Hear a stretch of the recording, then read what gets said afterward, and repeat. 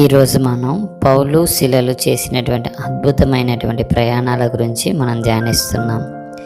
యేసుక్రీస్తు దాసులైనటువంటి పౌలు శిలలు చేయని నేరానికి చెరసాల్లో వేయబడ్డారు. వారు దయ్యం పట్టిన స్త్రీలో నుండి దయ్యమును వెళ్ళగొట్టారు. ఫిలిప్పీలో విగ్రహములను ఆరాధించే ప్రజలకు దేవుని కుమారుని యొక్క శక్తిని చూపించారు. వారు కొట్టబడి బంధించబడి చెరసాల్లో వేయబడ్డారు.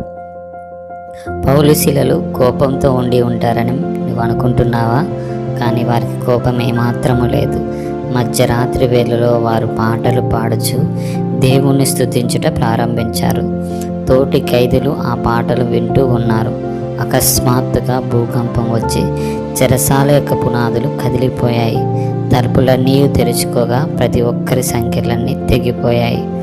దానిని చూసినటువంటి చెరసాల నాయకుడు పరిగెత్తుకొని వచ్చి తలుపులన్నీ కూడా తెరవబడి ఉండట చూసి తన్ను తాను చంపుకోబోయాడు. తన ఆధీనంలో ఉన్న ఒక్క ఖైదీ అయినా తప్పించుకుంటే అతని ప్రాణానికి బదులుగా చెరసాల నాయకుని యొక్క ప్రాణం తీయబడుతుంది కనుక కత్తిని తీసి తన్ను తాను చంపుకోబోయాడు. అప్పుడు పౌలు చెరసాల నాయకునికి బిగ్గరగా పిలిచి, ఏ హాని చేసుకునకుమో, మేమందరము ఇక్కడే ఉన్నాము అని చెప్పాడు. అప్పుడు చెరసాల నాయకుడు పౌలు వద్దకు వచ్చి, అయ్యా, రక్షణ పొందుటకు నేనేమి చేయవాలని అడిగాడు. అందుకు పౌలు అతనితో, ప్రభువైన యేసునందు విశ్వాసముంచుము, అప్పుడు నీవును నీ ఇంటి వారు రక్షించబడుదురు అని చెప్పి వాక్యమును ప్రకటించాడు. చెరసాల నాయకుడు సంతోషంతో దేవుని యొక్క వాక్యాన్ని అంగీకరించాడు. మరుసటి దినంన వారు చెరసాలలో నుండి విడుదల చేయబడి అనేక ప్రాంతాలకు వెళ్ళి యేసుని గురించి ప్రకటించారు. కొందరు విశ్వసించారు, కానీ కొందరు ఇబ్బందిని కలుగజేశారు.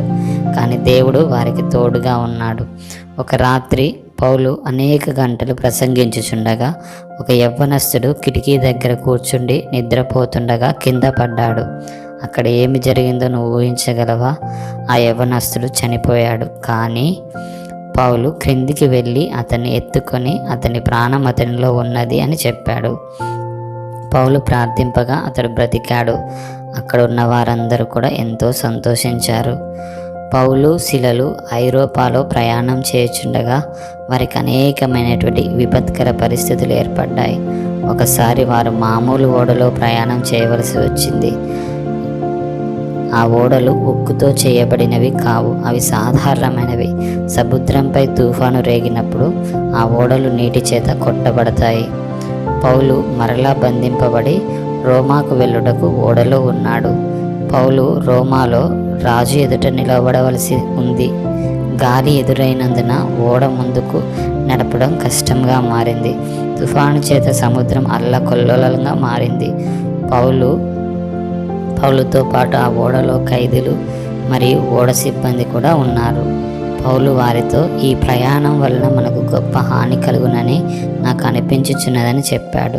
కానీ ఓడ నావికుడు పౌలు యొక్క మాటలను పట్టించుకొనలేదు. వారు సముద్రం మీద ప్రయాణమైపోగా ఓడ గొప్ప తుఫానులో చిక్కుకుంది. ఓడ పగిలిపోనట్లుగా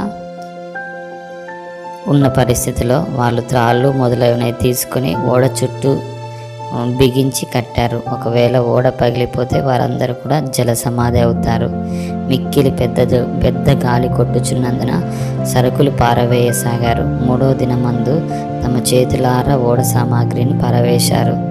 రాత్రి వేళ దేవుని యొక్క దూత పౌలు వద్దకు వచ్చి భయపడవద్దు అని చెప్పి బలపరిచింది. అప్పుడు పౌలు తనతో కూడా ఓడలో ఉన్న వారితో, ధైర్యము తెచ్చుకోండి, దూత చెప్పిన ప్రకారం జరుగునని నేను దేవుణ్ణి నమ్ముచున్నాను. అయినను మనము కొట్టుకొని పోయి ఏదైనా ఒక ద్వీపం మీద పడవలసి ఉండునని చెప్పాడు.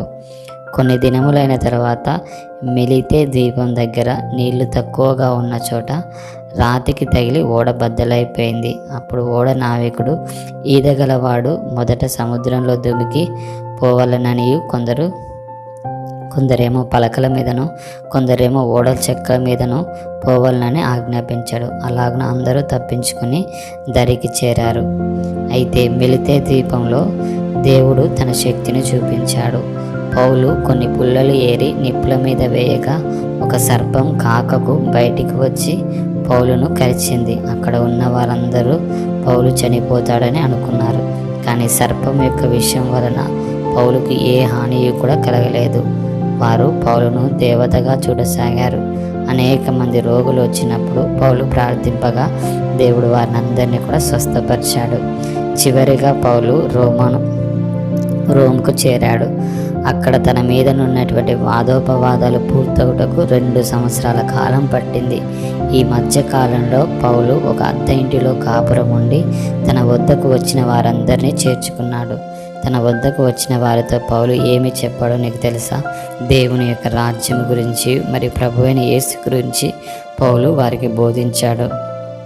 తన మిగతా ప్రయాణముల వలె రోమాలో కూడా పౌలు దేవుని యొక్క పనిని ఘనముగా జరిగించి ఆయనను సేవించాడు. మంచి పోరాటం పోరాడి తిని, నా పరుగు కడముట్టించి తిని, నా విశ్వాసము కాపాడుకుంటుని అని పౌలు రోమా నుండి ఒక పత్రికను కూడా వ్రాసాడు.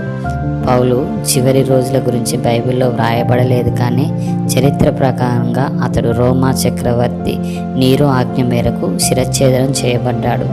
నమ్మకమైనటువంటి దేవుని సేవకునిగా అనేకులకు క్రీస్తుని ప్రకటించి పౌలు తన లోకయాత్రను ముగించాడు.